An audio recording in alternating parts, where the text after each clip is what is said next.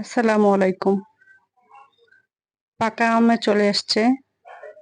আজকে পাকা আমের একটি রেসিপি করব।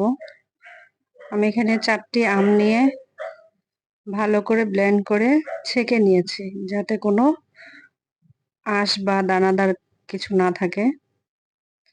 আমটা ছেঁকে নিয়ে এখানে আমি 4 চামচ চিনি দিয়ে দিলাম।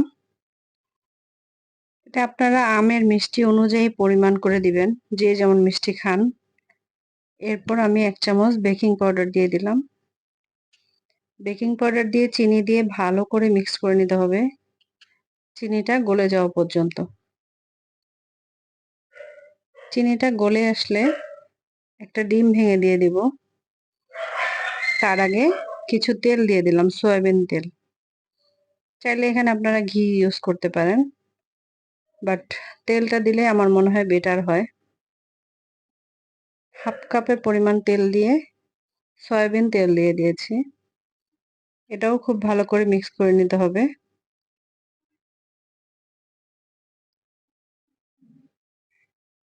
পাকা আমের এই প্যানকেক বাচ্চাদের জন্য খুবই লোভনীয় একটি খাবার।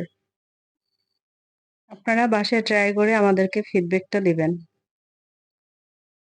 দিয়ে দিলাম একটি ডিম এবং ভালো করে ফেটিয়ে নিলাম।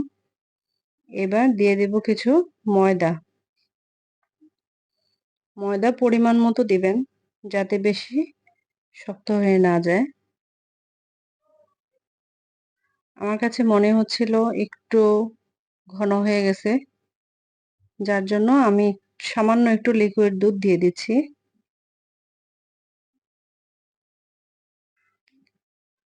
এবার আবার সবকিছু একসাথে ভালো করে মিক্স করে নিতে হবে, যাতে কোনো ল্যাম্পস না থাকে। এই মিক্সিংটা যত ভালো হবে প্যানকেকটা তত সুন্দর হবে। তাই আমি একটু সময় নিয়ে এটা মিক্স করে নিলাম বাটারটা। এবার চলে আসলাম চুলায়। একটা প্যানে সামান্য একটু তেল দিয়ে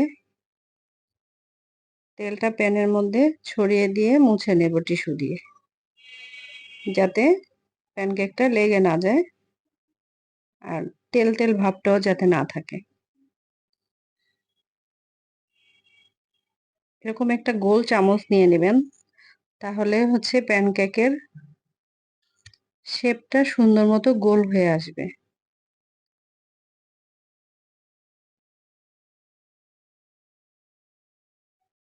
দেখুন কালারটা কি সুন্দর এসছে। এভাবে আমি প্রতিটি প্যানকেক ভেজে নেব। আমার অনেকগুলো প্যানকেক হয়েছে, দেখুন কি সুন্দর এসছে। আল্লাহ হাফেজ।